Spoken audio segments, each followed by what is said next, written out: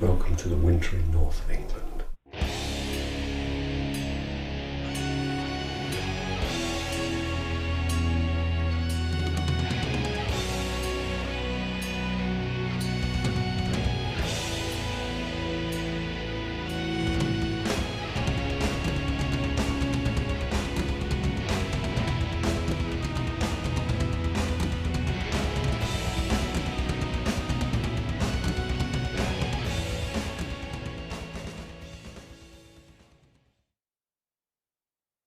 My idea was, straight out of school, was to basically join the regular army. I wasn't really sure what type of regular army, because to me it didn't involve guns in a sense of shooting at anybody.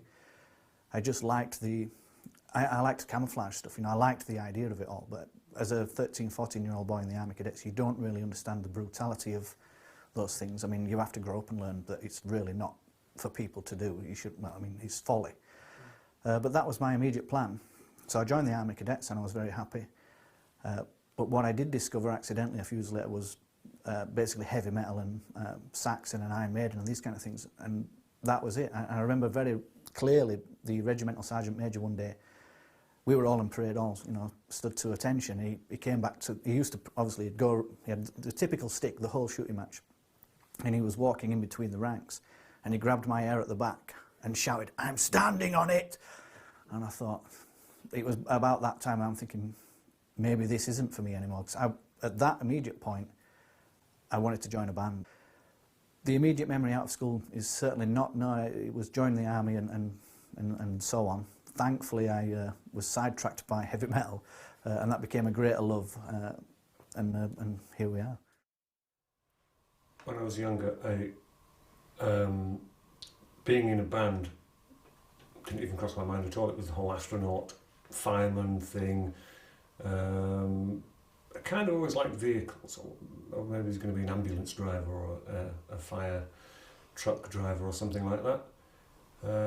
My father was in the army, so there was perhaps a chance I may follow him and drive a tank, which could have been interesting, but well, it never ended up going that way.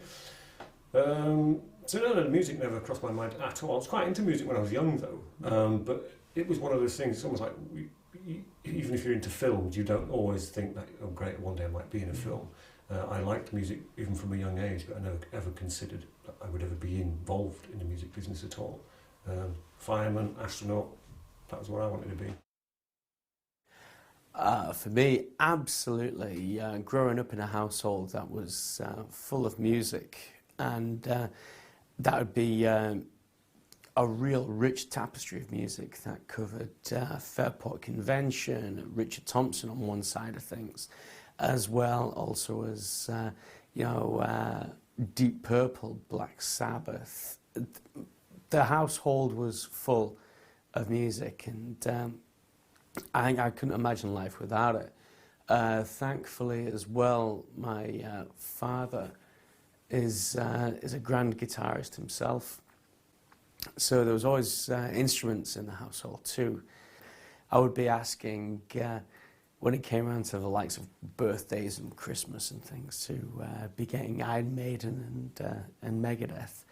And I was very fortunate to be raised in a family where this was allowed to just completely, you know, flourish and be everything that it could be. Then having actually guitars around to be able to play around and noodle on. So I started very young. And always had this and only this as my ultimate goal. I've always wanted to be in a band. I've always loved music, always, because when I was younger, because my father was in a band and he still is, he plays all the time, and I used to like watch him just play and just practice, and I just used to think he's the coolest guy in the world. And when I was about 10, I asked him, can you teach me how to play? I really want to learn how to play. And that Christmas I got my first guitar and little amp, and I've just never put it down since. And I've always loved music. It's like the reason why I feel that I'm here, to be honest, like that I do, and I just love it so much. It's something I believe that I'm good at, and it's something that I'm just so passionate about it, you know. It's, yeah. I've always been a rhythm player anyway. I've never really figured out lead or really been that much into lead guitar. I've always been about rhythm and beats and riffs and just simple type stuff, and that is what my passion is, so I guess it kind of makes sense for me to follow bass more than guitar. I always wanted to be involved in music. From a young age, I started playing in orchestras on the violin. There was like a demo in school, and I really enjoyed the look of it, and they looked to be enjoying playing it, so I thought I'd give it a go, and it progressed from there into metal bands.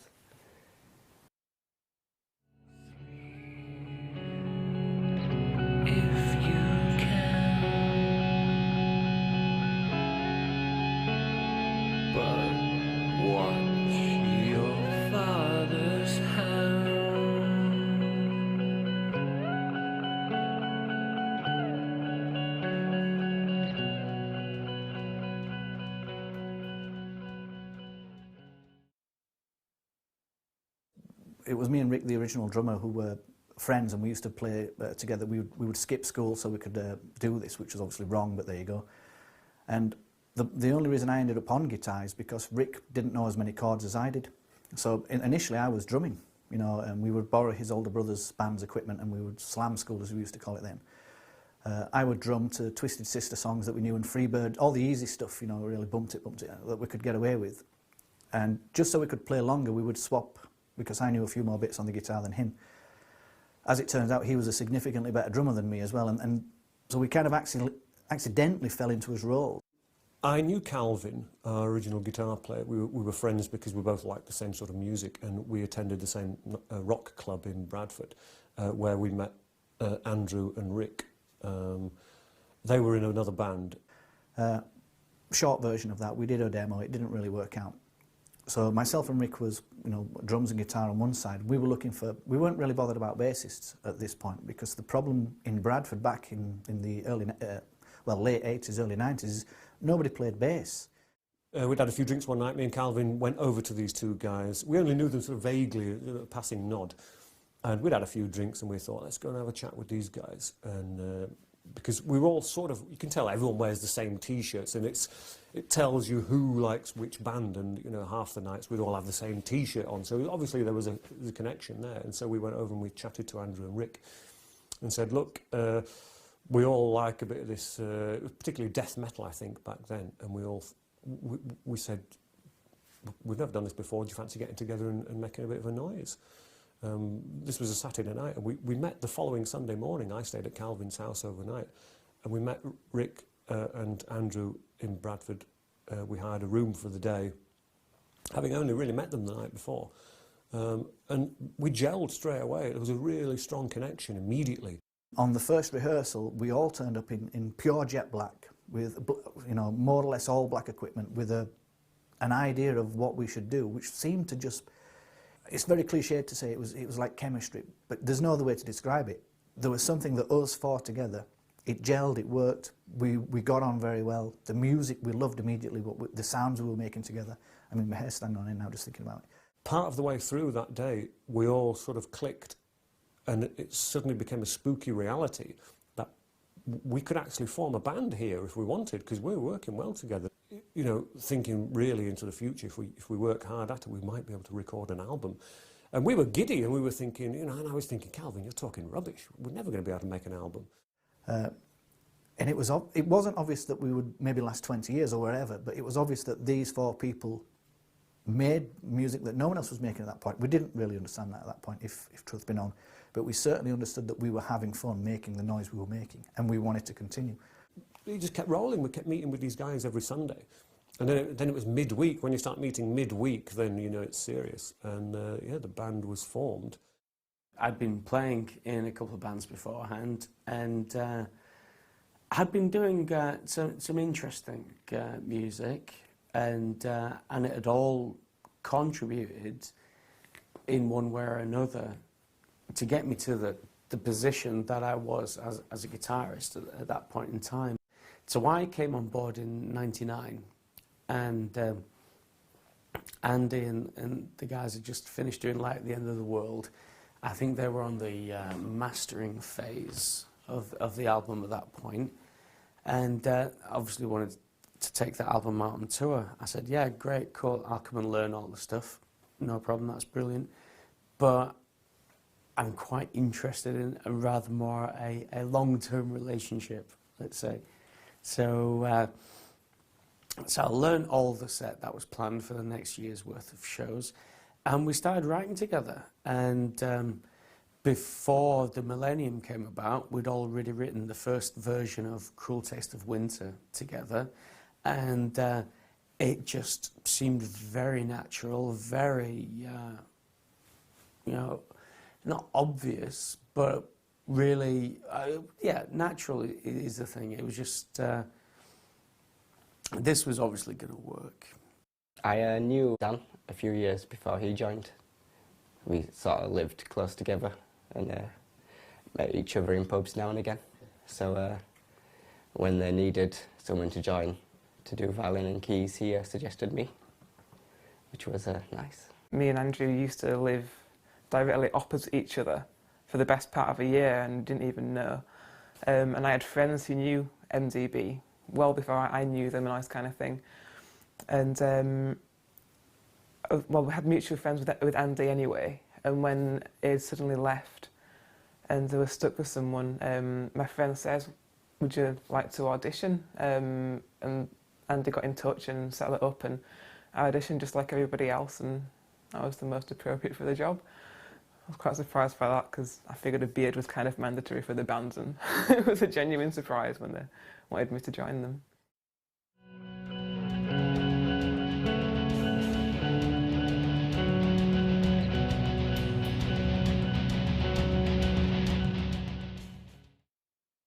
My style has only been created for My Dying Bride. It's quite specific. I never classed myself as a singer, but a vocalist. Real singers can hit all the right notes. That's what singers do. They hit the correct notes along with the music. I adapt my vocals in a way that I think works well with the music that we play as well. With heavy rock, there's a lot more flexibility when it comes to vocals. Screaming and shouting, essentially, is what we do. And the world cold. I'm still on track. Your heart's so cruel. Mine is greater. Potato. I've tailored it over the years as well to try and hit a few more notes, because it's nice to expand on what you've got. When you've got something you quite like, it's nice to push it as far as you possibly can. So I've expanded over the years, and there's a lot more clean vocals now, and I think I've trained my voice to become better, more musical, better tone, hold the notes more clearly. It's a good thing now, but yeah, I never imagined I'd be a singer. And I guess if it wasn't for the arrival of death metal in the sort of 80s, I probably wouldn't have been a singer. I probably would have just listened to music like everyone else. But when I heard that kind of vocal, I thought, I think I can do that, and I can. A thorn in my...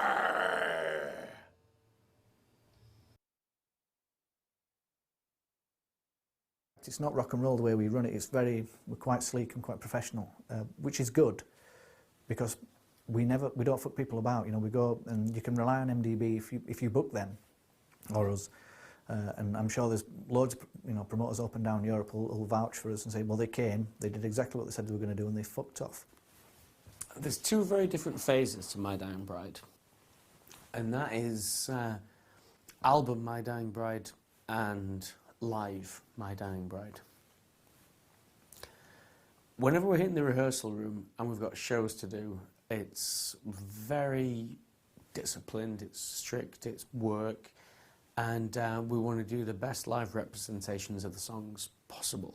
The first thing you do is you've got to pick how many songs you're going to play, or you know, which albums. We've got quite a few albums out now, so we need to find.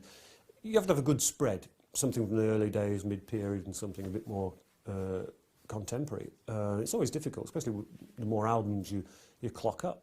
What seems to be happening, the further we go forward, the further we back we look for the, we miss out the middle ground, like, and we're hitting the old stuff and missing out things like Gods of the Sun and stuff from the Light, which are perfectly relevant, but they're not new and they're not old enough to seem relevant at the moment. So it's a tricky game. We played the Donington Festival about 3 or 4 years ago, and at that point in time, we knew we only had a ridiculously short set for us. So what do you do? Do we do our most immediately acceptable songs? Do we play all the songs that are more up tempo and can get, you know, the heads moving straight away? The answer was no, we didn't. We said no. We'll do the most completely My Dying Bride songs that we're going to do.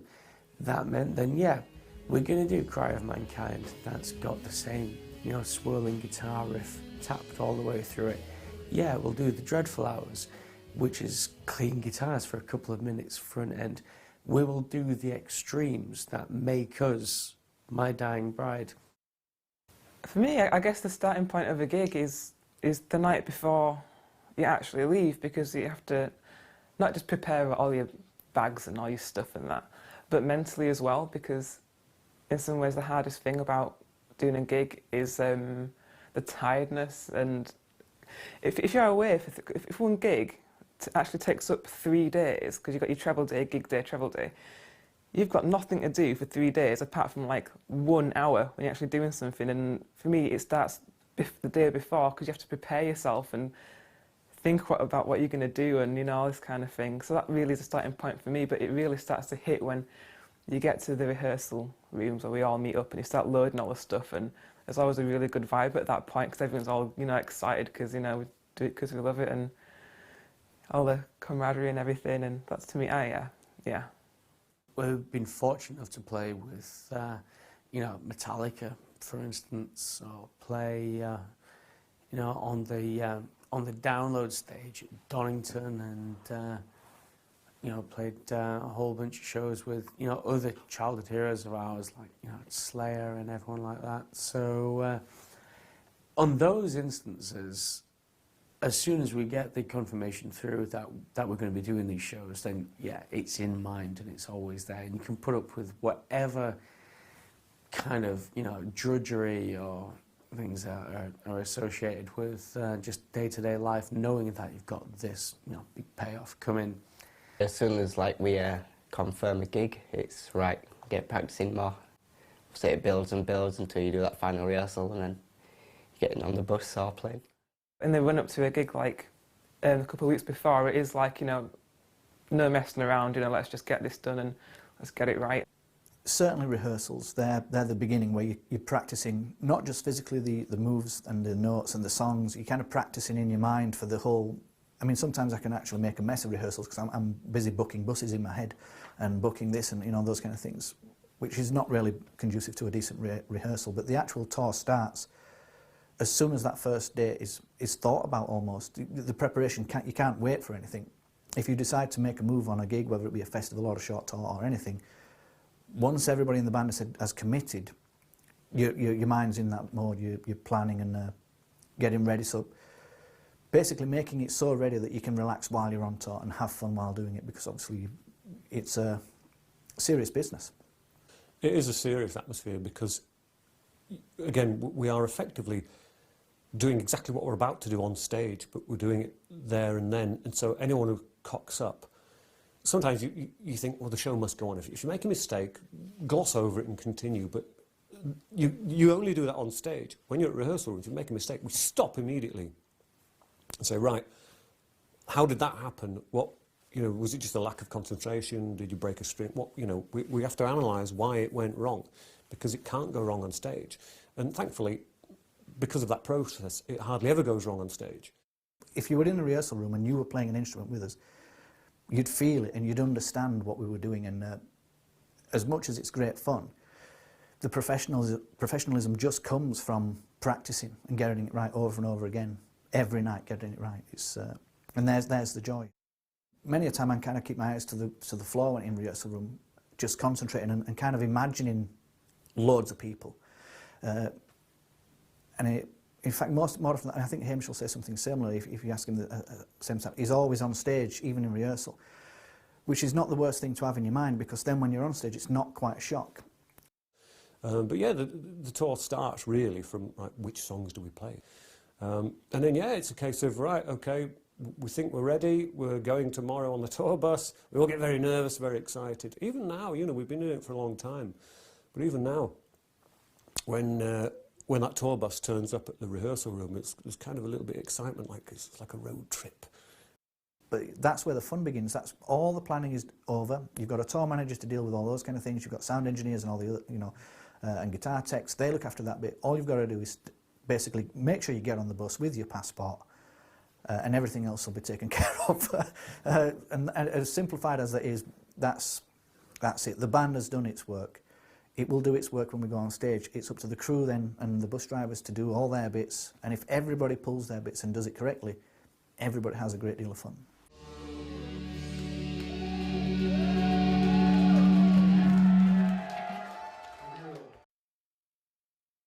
I guess this goes down to your budget. I'm sure, you know, someone like Metallica's is significantly different to ours, if they even bother with the tour bus anymore. But ours are always very nice, very clean, and they're just focused to get you from A to B with some distractions like TVs and videos and those kind of things. But they're only sort of a carpeted transit van, effectively. But they just look cool. It's part of the game, you know, having a gigantic tour bus with blacked out windows. Inside it could be a total shithole, and normally is after a week on the road. But that's not the point. You've got a big fuck-off tour bus. That's the point. Life on the bus, I love it. I absolutely love it. It's preferable to flying because, you know, like once you're on the bus, you can put your bags down, you get your bunk, and that's it, you're home. That is your home for the next few days. You just kind of put around. I mean, there's like normally like 2 different lounges, so you can always like swap and change, and people are always like music on, or there's a film on, or people are just talking, just drinking, just chilling out, just doing whatever, and you can just kind of float around doing whatever. It's a really relaxed atmosphere. It's very relaxed. Usually 2 floors. So like downstairs you've got kitchen, nice seating area, and upstairs you've got all the beds and then like a lounge room, big TV, stereo system. Everyone will sit back there, get drunk and listen to metal really loud. If you get a good quality tour bus where all the electronics work, then there's films, there's Xboxes, PlayStations, and there's generally more than one lounge area. So you can have there's always a noisy music area. Everyone brings some form of MP3 player which plugs into the stereo, and there's always a music lounge where obviously it's a racket. And it's great fun to be in there for an hour or two, enjoying generally stuff we used to listen to when we were kids. It seems to be something we quite like to do. We're all sort of saying, oh, remember this, and you know, you dig out some of your old albums and you're playing them, and people are like, yeah, that's an absolute classic. But then when you've had enough of that, you go to one of the other lounges and you'll watch a movie or just chill out, because there's always a chilled lounge as well. We kind of go from one extreme to the next. So there's always a quiet lounge where, you know, it's very sophisticated. You know, we drink gin and tonics and wine, and we just talk and, you know, try and put the world to rights. And then when you've had enough of that and you're feeling a little bit tipsy, you go back up to the music lounge and you turn it up a little bit and you just get silly. There's some exaggeration in it, but we've often said touring would be great if we didn't have to go on stage, because we all like being on the bus and travelling around and waking up the next day in a different city. Because you generally, although it's busy, you can, if you work at it, go and see the sights, be a tourist. And yeah, the gigs get in the way of enjoying the culture of another country. We haven't done like a proper long tour for a few years now, but tripping between place to place can be dull, because as much as the tour buses are excellent, there's only so much you can do on them. You've got to be compass mentis before. I mean, I know many bands are pissed out of their minds and, you know, taking all sorts of drugs. Well, MDB's not like that. So even in the boring moments, you can't just quickly have a few drinks, because if you've got a gig to do, you've got to be on the ball, and, you know, everybody understands that's, you know, we're professional, and the fun has to be after the show. So it can be just boring, very boring. Other than that, there isn't much wrong with touring, I have to admit. And if anybody's thinking, oh, I'm never going to tour now because it sounds boring, you know, do it, find out, because it's not as, but there's hardly anything negative to it. We don't tour like we used to in the old days. Touring for a very long period of time can get monotonous, and you don't know or even care which city you're in. And thankfully those days are behind us. Now, we only do about 20 shows a year, so which is nothing. But it does mean that those 20 shows are going to be great. We've got a chance to focus and enjoy them all the time. Every one of them will be great. And it's just, it's a good buzz, it really is. It hasn't diminished at all over the years. I understand it more now. I understand how to play the game more now. And I also know what to expect and what not to expect. So I think it's more fun for me now because I know how to, as a young man touring, 24, 25, whatever, you don't really, obviously you're just wild with, you know, weirdness and just, look at, we're in a strange new place, we'll just go fuck about there. And you can get yourself in some hot water sometimes. Whereas now I enjoy it because it is a great break from normality, you know. Whereas before it was like we were living, you know, that lifestyle. We really did spend all this time on the road, which is hard to do. I appreciate it more now because we're not on the road as much. It's fun to begin with because it's like going on holiday. We're all travelling together to a foreign country, and that's always going to be a great buzz, especially if you don't have to go to the airport. If it's not a flyer, flyers are always it's always different. On the bus though, it's quite exciting, especially if you're going to a territory or a city you haven't been to before. And yeah, it's exciting and everyone's relaxed. No one is, as we say, on the clock.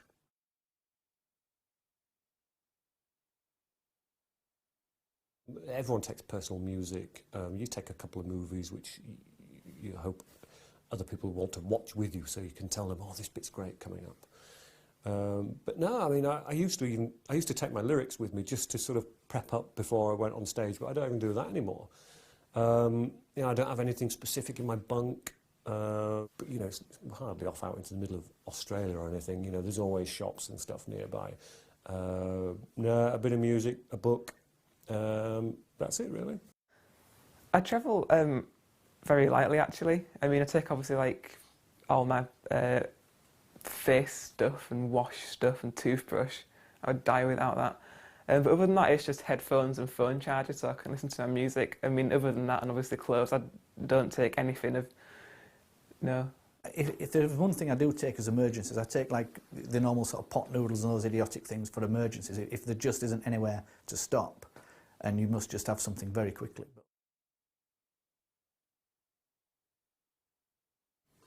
I don't remember having an argument on a tour bus ever in the whole of our career. That's me, though. Other people may have argued when I wasn't there, but I've never even seen any kind of confrontation on a tour bus either. And I'm wondering if that's because people are just trying their best to be on their best behaviour because they're in such a confined area. If you've got some problems with someone, it's best to get it over and done with before you set off, because you're living right in front of each other's faces. If you don't like someone, it's just going to be the worst time, and you'll just want it to end. And being in a band touring is supposed to be great fun. If it's not, then you need to find out why it's not and correct those things that are making it more miserable. But no, I've never, not knowingly anyway, had a big argument with anyone on a tour bus, and I've never seen it, never witnessed it. And I hope I never do. What tends to happen is you get comedy moments where, you know, if the camera had been there, you'd think, fuck me, I wish we could film this. Or like Dan will fall asleep in the aisle of the bus with a curry. While the bus is driving, you think, well, how did he get there with a curry, for fuck's sake? Where did this come from? But he's fast asleep with his curry, but not nowhere near a bunk, just in the middle of, and you think, that would be filmable, that's funny. But so it's more of a comedy, and Hamish would be in the back lounge without his pants. And he doesn't know where they've gone. And you're just hoping that he hasn't thrown them out the skylight because he doesn't remember where the fuckers have gone. And you think, well, you clearly ain't got them on.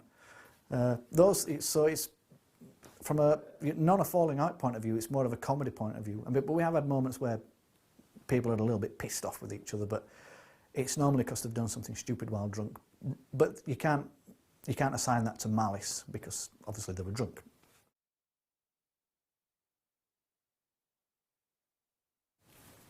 The schedule these days is a little more lax, and we get to spend a bit more time where we're at, and I'm very fortunate for it as well. It depends entirely on the venue or festival that we play at. I mean, a lot of festivals obviously have to be in the middle of nowhere for sound reasons.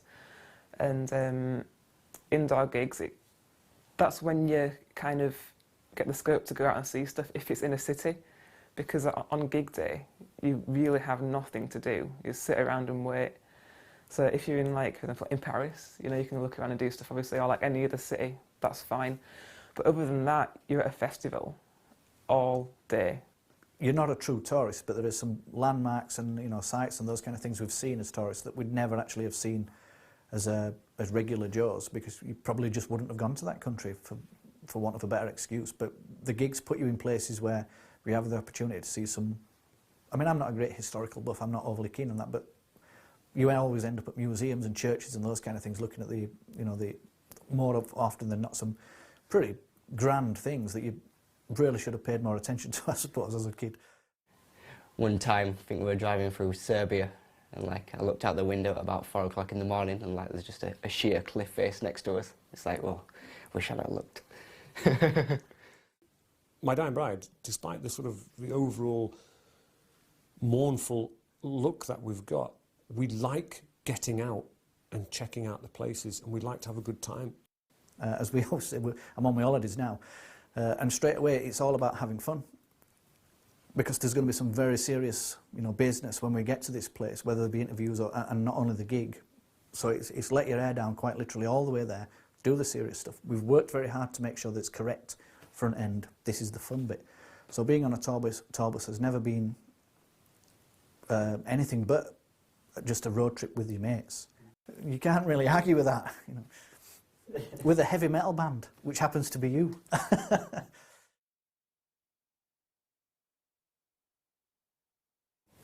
I don't like to go out straight away, because if I go out straight away I've got nothing to do, because like if we do play, I mean, we can play festivals at like 2 or 3 in the morning sometimes, and if you've done and seen everything by 12 noon, then what have you got to do all day?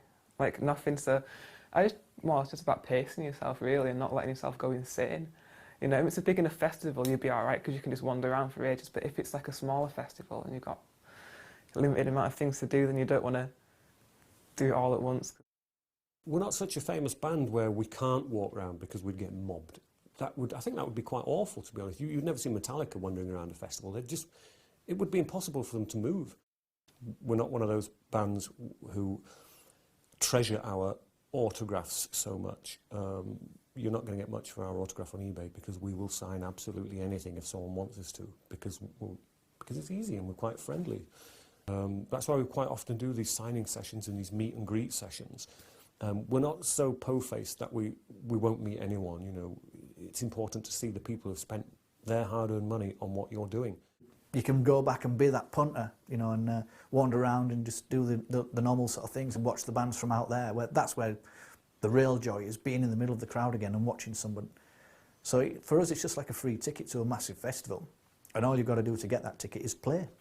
I'll go out front. Luckily, no one knows who I am, so I don't get bothered. There'll usually be 1 or 2 bands on who I'd like to see, so if it's convenient to catch them, we'll do. There's usually 2 or 3 little groups doing different things, so we'll stick together, sort of like 3 or 4 people, maybe out front, and then there'll be some of us just in a backstage bar, and we'll all meet up again there.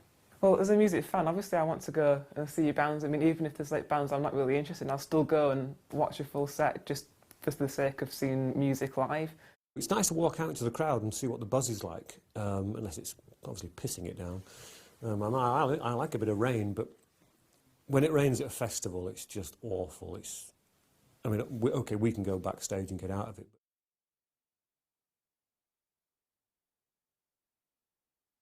It's changed over the years. When I was a kid, I would have nerves for weeks in front. I mean, solidly for weeks, and it would be fucking terrible as well. And it was quite a relief sometimes when I'd forgot about the gig. But then when I remembered I'd forgot, I'd get the nerves again. It was that kind of sort of self-torture. Now, I'm still very nervous, but I've managed to keep those nerves down almost to maybe 2 to 3 hours before the show. But when they start, well, yeah, they fucking start.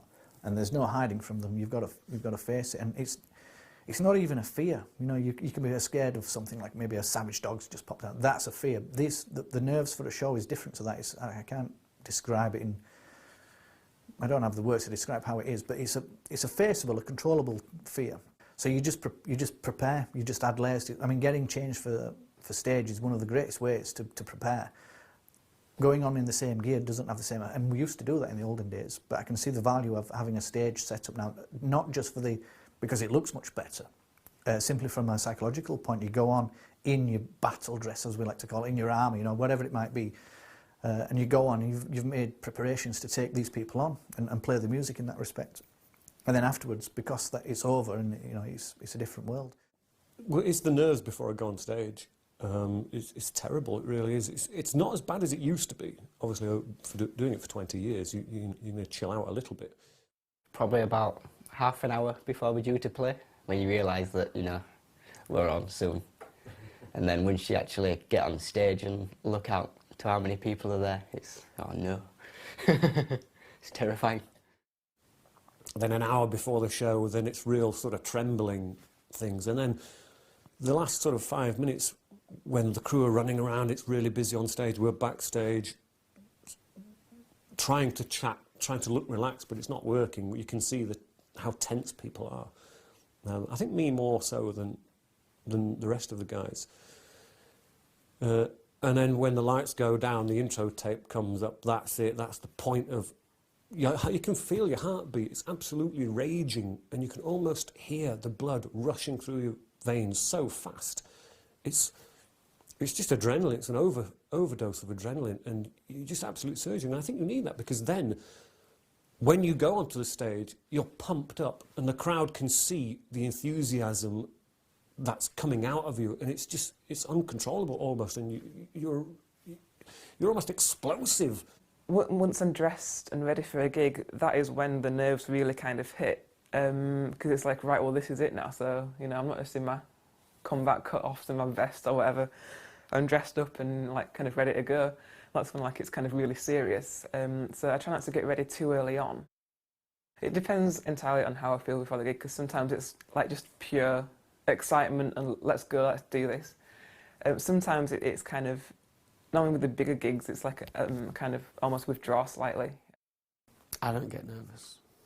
No, never, not at all. I would be more nervous if I was concerned that there wasn't an audience there.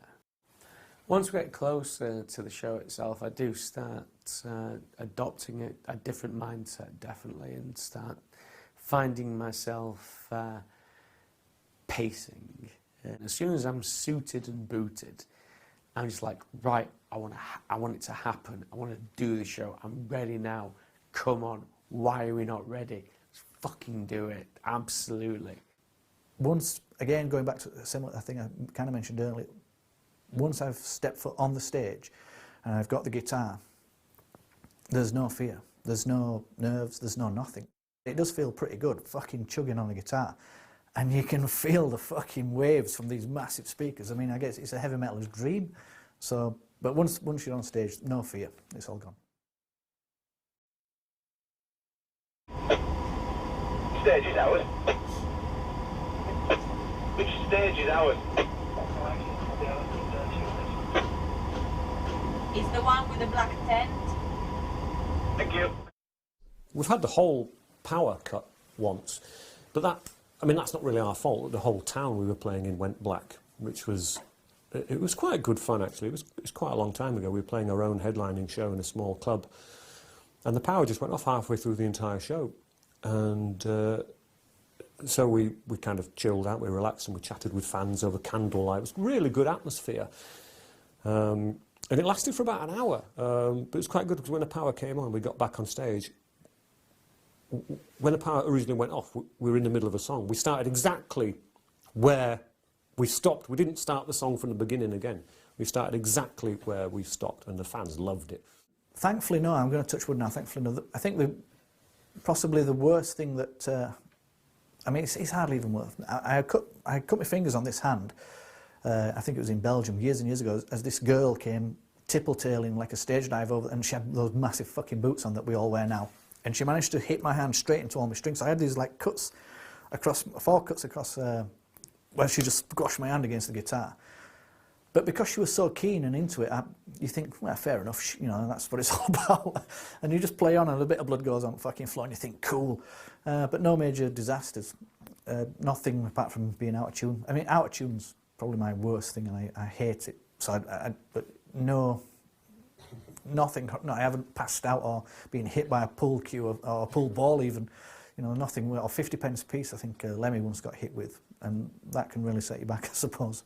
I think the worst thing was in Romania, where when we tuned the violins, there was a little button on the tuner that meant it was tuned about 4 notes below what it should be, and no one realised it was on, and it took about 4 or 5 songs for anyone to realise like what the problem was. So we'd played the first song, and I was like, this is out of tune, and gave it to his tech. So he retuned it and gave it back, and it was still out of tune. So he used a different violin, which was still out of tune. So, you know, that went pretty wrong. We were in Venice, 2007, at Frozen Rock. We were playing To Remain Tuneless, and there's one bit fairly early on where it's just drums and bass, and it's just very simple, 2-note thing. And at that exact point, my bass cut out, the exact point where I was playing on my own, and it was just cringe. Because like, what do? You can't stop turning around and say, what's going on? You just so basically what I did was I just had to carry on and play like I could hear it and look at everybody else like it's you that's got the problem. And it was like, oh, it was so embarrassing. I thought of all the times for it to cut out, and afterwards I spoke to our guitar tech. I said, what happened?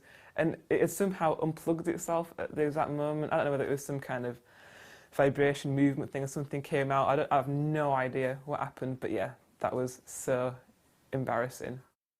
And forgetting the words on stage, I kind of built a rod for my own back by singing in Latin and French. I'm not making things easy for myself. I don't know. I'm more concerned with where Aaron is on stage. He's great with that, though, it's true. If he's come past me, he'll kind of, you know, tap the shoulder to make us know that, so we're not going to end up being tripped up over each other's leads or anything. If that's more a concern.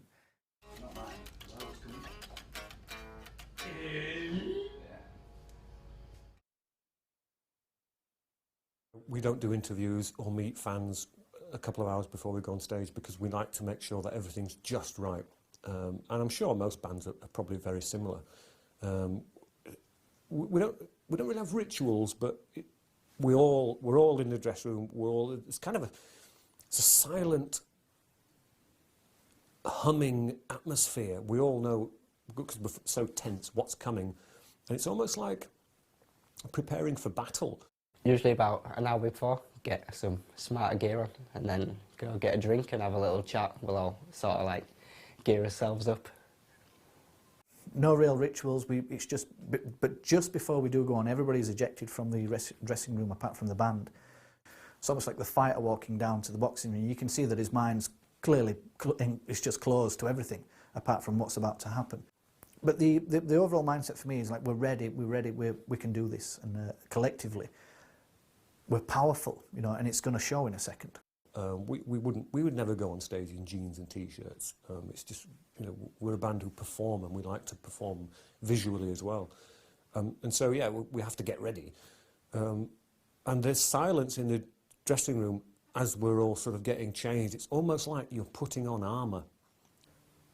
It's that calm before the storm, you know, the edge of the battle, those kind of words and those kind of things. It's waiting for it to happen is the worst thing. Just fucking get in there and let's get in amongst them and get on with it. And then suddenly, you know, your metal's being tested and you're either winning or you're losing. I think we just put a bit of eyeliner on now. All right, kids. Yeah. We say some pretty weird things just before, to kind of bolster us all together, that kind of thing, and it's kind of funny, but it works. You know, you're all energised in the same mode, and only people that have gone on stage and done this kind of thing, which obviously there's millions of people, they'll understand it as a band, because suddenly the word group really means what it's supposed to mean. Once we actually come up to step up to the stage itself, all of us, we just all, you know, have a quick, you know, clasp of the hands and a quick embrace and like, yeah, let's make it a good one. A lot of the time it's like, I can't believe I'm about to do this again. You know, the last time was so terrifying, and I've got to do it again now. Usually once you're on stage though, but you've got 1 or 2 songs done, it goes really quickly and you're enjoying it. It's a very strange feeling because it's like it's completely blank, and I don't really know why, but there's nothing in there apart from nerves. It's a very physical feeling. I mean, that walk, you know, like you're kind of shaking, you kind of feel cold inside, you're excited, but you're kind of filled with dread. I mean, I can only speak for myself, obviously, but that's certainly how I feel. It's like, it's proper, full-on nerves, and the reason why I feel so nervous is because all the people are looking at you, they're expecting something, and it's kind of, you know, a lot of pressure to deliver.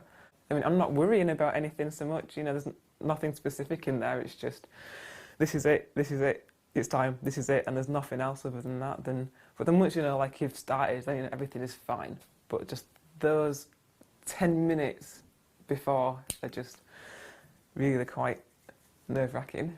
Sometimes, I mean, very simple things. There's without making us sound too thick, there's no real philosophy to heavy metal, you know what I mean? I know where MDB are kind of classed as pretty deep sometimes musically and lyrically and everything that goes with that, but when you're walking from wherever it is, the bus or backstage, to the gig, you can't, for me, and I'm just kind of you're kind of walking in your full plumage. You're ready.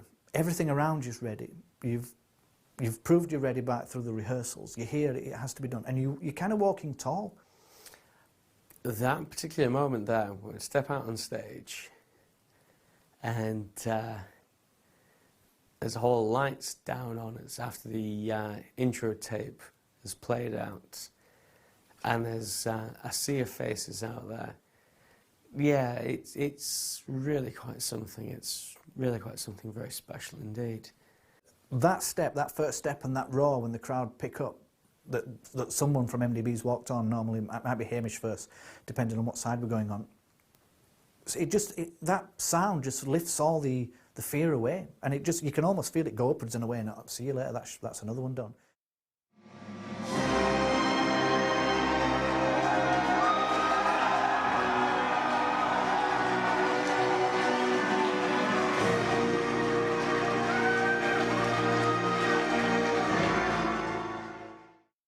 As soon as you start playing, everything else just disappears. What like other band members are doing or what's happening in the crowd, you're just concentrating 100% on getting it right, really. It's really, it's very emotional because, you know, they're there to see you, and when there's like so many people and they're all cheering, and, you know, we've walked out and like, I've seen like different people are like crying and stuff already before we've even put us guitars on, and it's like, you know, they are so passionate about it, you know, they're in tears already, not even done anything, you know, so you feel that they deserve to have, you know, the best show you can possibly give them. It's very satisfying to know that so many people have turned up to see your band. Luckily, so far in all the gigs we've done, we've opened with the same song, so I've like got 1 or 2 minutes to get over it before I start playing, so that's been lucky so far. Sort of like to get over the initial nerves of being stood on stage. Well, there's no other feeling like it. It's hard to explain. It's until you've done it. If no one does that, they will have missed that emotion. It's fear, but it's immense joy as well. It's a weird. Your body is almost in turmoil. Well, mine is. I'm sure it's different for other performers because. If it's a particularly loud roar from the crowd when you walk out, you're thinking, this is going to be good, this is really going to be good. But then you also have the added thought, this had better be good, because they're expecting it to be good. So there's a little bit more pressure then.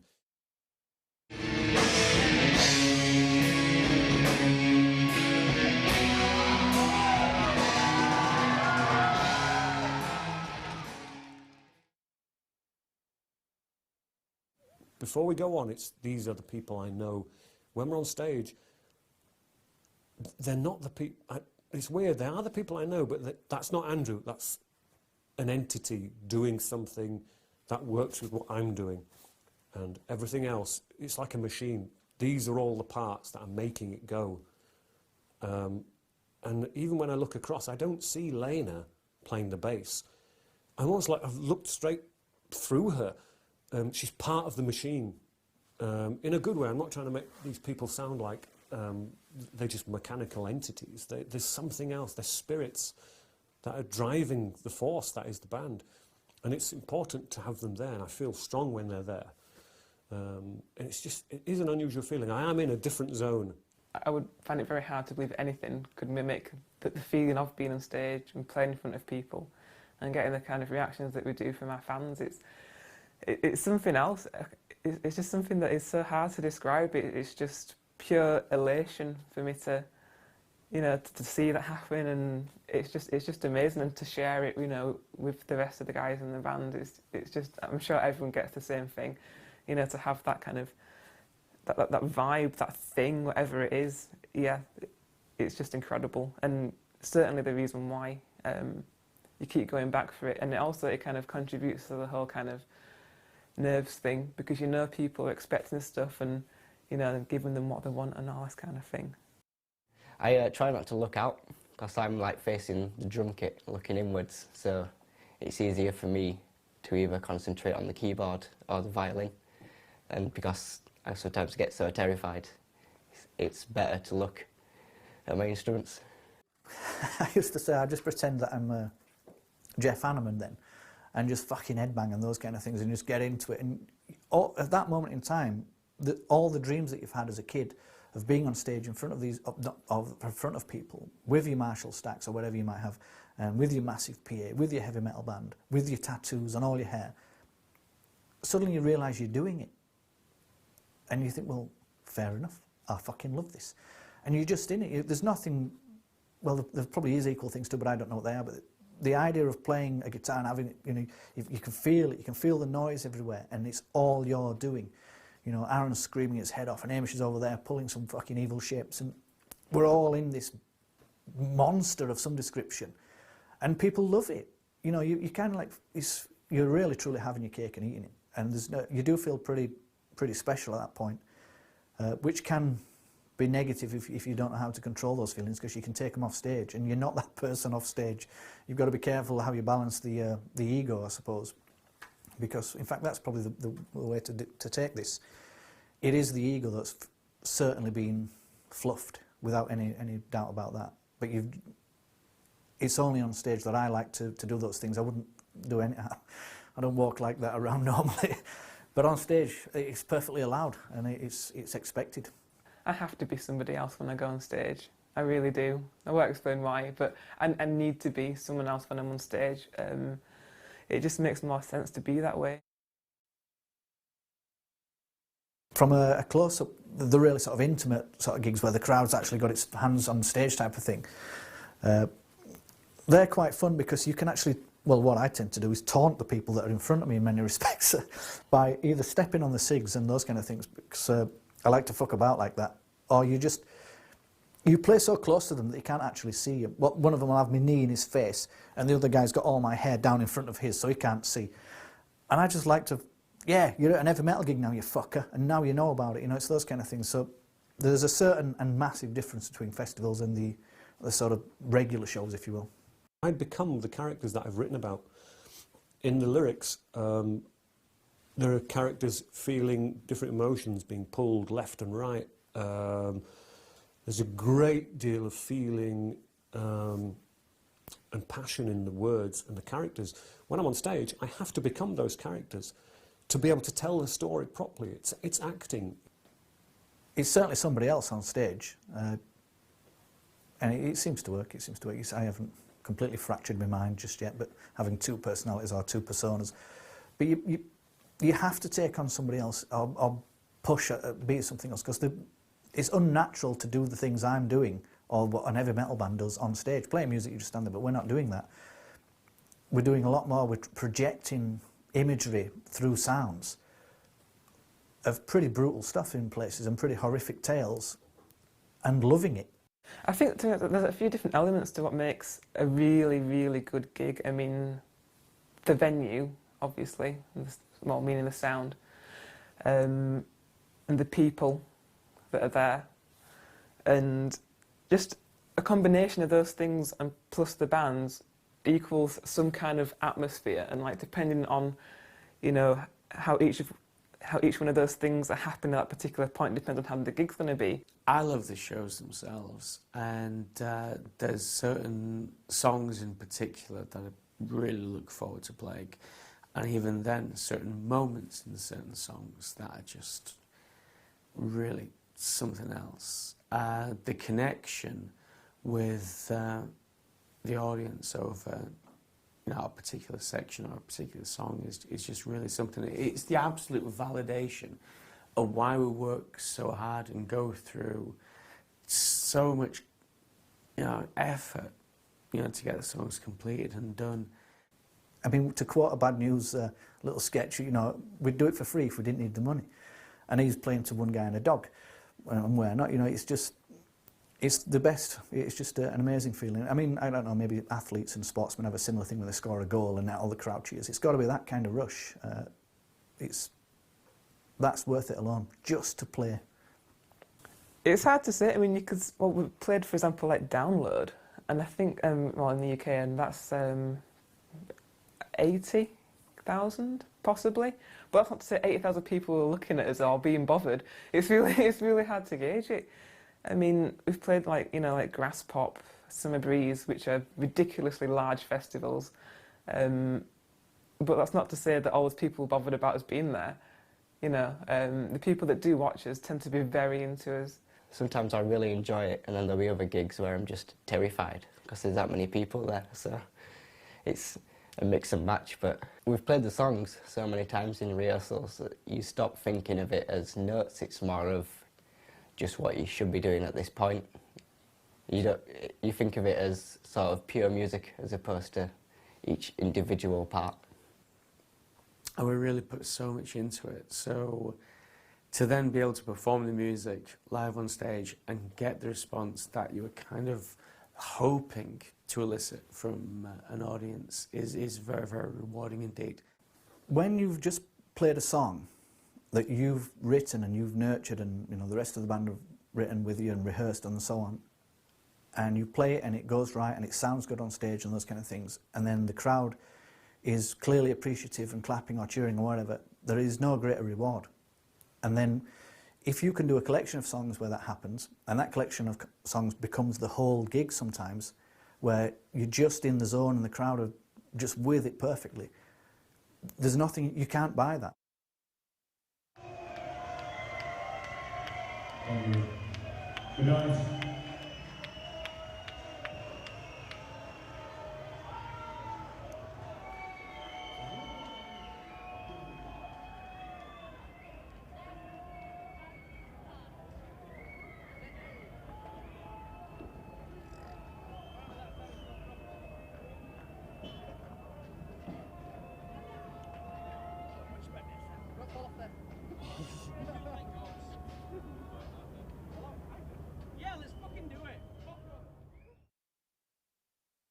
Immediately off stage, it's kind of a euphoric. All your anxieties have gone. You can do whatever you want now. You've done your job. You did it well, or hopefully you did it well. Most of the time, you can come away saying that. So it is. Let's have a few beers, get everybody together, and we celebrate the fact that we came and we've done a good show and everybody was happy and blah blah blah, and no one got hurt and all that kind of stuff.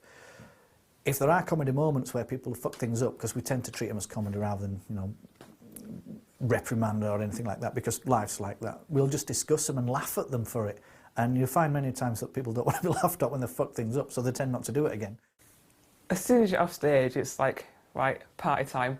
Because it's like some kind of celebration, I suppose. I mean, if the gig went well, then you want to celebrate that, you want to be with your friends, you want to drink with them, you want to have a laugh, you want to have a good time. If it hasn't gone so well, it's like we just kind of, if someone's like messed up or like something's gone wrong, you just kind of, speak to that person, don't worry about it, let's just chill out, have a good time, and like, regardless of how the gig went, we will always drink together afterwards, and yeah, party time. There's various emotions. If it's been a particularly great show, then you are high when you come off stage. You're absolutely buzzing. For I don't know, probably about 10 minutes. Then there's sort of, when we're back at the dressing room, there's sort of a time for reflection, I think, because inevitably as much as we try to make it perfect, there's little things that haven't quite gone to plan. And so we will talk those over. But again, so there's a sort of coming down period while we analyse some of the things that went wrong. But if almost nothing went wrong, that's only a very short low before we're back up and think, you know, that was a great performance, well done everybody. It usually takes, for me, like 1 or 2 hours. You'll still be really buzzing from playing. You'll go backstage, get some drinks, everyone will talk about the show, what went wrong, what was good. Usually we'll meet up with some friends who are there after, so like there's a really party atmosphere after. So it's very much, you know, everybody's sort of, you wander back and whatever, and then you get changed back into sort of something that's not quite as wet as what you're wearing. And you just soak up the atmosphere of all the other bands that have done their bit and you've done your bit, and it's just a brilliant feeling. And it does take a while to come down, though. You are quite hyper in many respects. But sometimes you can come off stage and it's taken everything out of you, and you sort of slump down in a chair, and the next thing you know, that you're setting off. You've missed the party bit. You know, it's that kind of thing. That time on stage is so concentrated with adrenaline. It stays in your blood for hours and hours and hours, and it generally makes you sleep well because you've been on a high and you've been sort of electrified for a good few hours. You sleep like a baby when you finally come down. You go to bed, but yeah, after the show you're back on the tour bus, and you're travelling through the night. But again, it's like a party atmosphere because generally the shows go pretty well. So the gig's over and you're setting off back, or you're setting off to the next one. It's just the beginning of the next. Or if the gig's over and that's the last one and you're on your way back, that's just the trip. But that's the road trip home. So it's still great fun. There's no, no one's like, oh bloody hell, that's it, total miserable, somber bus. No, we save all that somberness for the music. We're having fun at this point. This is what all the hard work was about. When I get home, like, the thing that I miss the most is the whole experience. It's the travelling. I mean, as much as it is boring, getting to the venue as quickly as possible and waiting for 12 hours before you can do anything. I miss the whole thing because I see it as, it is a whole experience. It does leave you a bit empty, to be fair. But I think that's a great sign in many respects, because when you get home and suddenly there's no time schedule to stick to, there's no sound check to be nearby, or those kind of things, you're kind of lost for an hour or a day or two, depending on how long you've been away. And reacclimatising back to sort of regular life can take a while. It is the whole situation, there's like all the giddiness and the ups and the downs and everything, and the boredom, and then there's being so busy you've not got time to even grab anything to eat. It is the whole experience, and you do miss it, and it's very addictive. And whenever we have a lull in gigs, it is always a downtime, because you feel like I've got nothing to look forward to, I've got nothing to keep me going, and I want gigs, I want a gig. You do certainly miss it, and you miss your friends and all those kind of things, because when you're away with a bunch like that, there are certain things that happen at certain times that, like for one, when you've been on tour on a bus for a while, you miss your bed not moving, and suddenly you get in a bed and it's not moving and you can't sleep because it's not fucking moving. And it's the strangest thing to ever say, but you ask anybody that's been on tour and then they go and get in a normal bed, it doesn't feel right. So coming back home it is deflating, no question about that. But that's why we pick ourselves up and you just go do it again, because you love it. I need music as a catharsis in my life. I need to be able to channel all my angers and frustrations and everything through music. A musician, a writing musician, at the whole crux of it. And I have to be creating something new. It's exciting even out of the public eye. I mean, we're writing a new album at the moment. The public won't see My Dying Bride, the face of My Dying Bride, for several months. And so it looks like we've disappeared, or we're not doing anything at all, but we're still busy in the background working on things. I would be more than happy for things to stay as they are. I mean, I would obviously love to expand the range of gigs that we do geographically. But with regards to the future, if things were to stay exactly as they are, I would not be disappointed. I would be completely fine with that, just to continue gigging and writing and doing what we do. I can't think of it getting any better. If it does, fantastic, but I just cannot imagine it being any better than it actually is, because it's just the most wonderful thing in the world to me. Well, because we like creating music, we will continue to do that. We will try and vary a bit for our own sanity and for the variety for the fans, but essentially we're a very melancholic band. We like the kind of doom approach, you know, it's what we're good at, and we're going to stick to what we like. So yeah, it's much of the same, but with enough variety, I think, just to spice it up a little bit, to keep it a little bit different from the things we've done in the past. But we have a recognised sound, and we're going to stick to that because that's what we enjoy doing. We've got a vast amount of ideas going on, and a wonderful new way of working through all of that, and simply it's collating that into something coherent and putting it out, sharing it, and we've got a lot ahead of us as yet. I can't wait to get into the studio because it's just new stuff, get to do new things. I mean, there's nothing wrong with the old stuff, obviously, but there's new stuff, and you know, almost from like a fan point of view, you want more, you want more, you want new stuff, you want to hear it, you're excited about it, and I'm fortunate enough to be able to contribute to that. Yeah, this will be the first album I've played on, so I'm really looking forward to showing what I can do. We're all really keen to write another fucking doom metal record, because nobody else, for no rhyme or reason, no one really does it like we do. I don't understand why. Or thankfully, that should be sort of a thankful statement. But we do a particular type that seems very unique to us. You know, we don't take it for granted.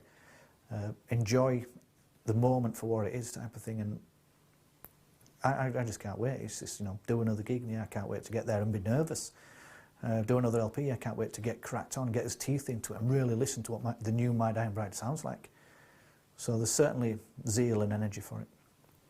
More music means more music means more music, and that's why we're here. I think to myself, am I still going to be doing this when I'm 50 or 60? And I'm thinking, it's unlikely. And then I think also, well, the reason why I formed a band in the first place was because I wanted to, and I wanted to be in an environment of creative music, and I still want to do that. We never formed a band for the intention of hitting certain chart places, or earning X amount of money, or anything like that. We formed a band because we wanted to write music, and we still want to do that. And so although I find it hard to think, will I still be doing this at 60? I also then think to myself, well, why shouldn't you be? If you're enjoying doing this, being creative, and if people are still appreciating it, there's no reason why you should let age stop it. I usually think it'd be nice to, still be out doing gigs, but I'm sure if I was still out doing gigs, I'd be thinking it was nice to be at home. So, no, I don't think there's any reason why I would stop. I'd be very surprised if I got bored of doing this. I would have to lose my hands to not be able to do this. It's what I've always wanted to do. I've always wanted to be in a band. I've always been in bands. I've always played guitar. I cannot imagine not doing it. I mean, to not have what I have now with MZB is kind of almost not worth thinking about. I just can't imagine it. I really can't. Because it's extraordinary what we do. When we tell people who aren't familiar with us what we do, they're blown away. They might not have ever heard of the name of the band before, but they just love the fact that, my God, you've been to Prague for the weekend on a tour bus. It's amazing. It's something extraordinary, it really is. And so we've never been particularly blasé about that.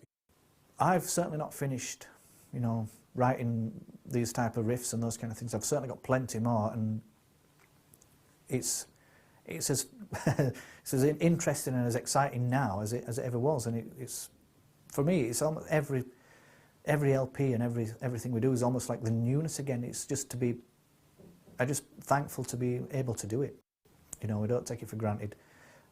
Enjoy the moment for what it is, type of thing. And I just can't wait. It's just, do another gig. Yeah, I can't wait to get there and be nervous. do another LP. I can't wait to get cracked on, get his teeth into it and really listen to what the new My Dying Bride sounds like. So there's certainly zeal and energy for it.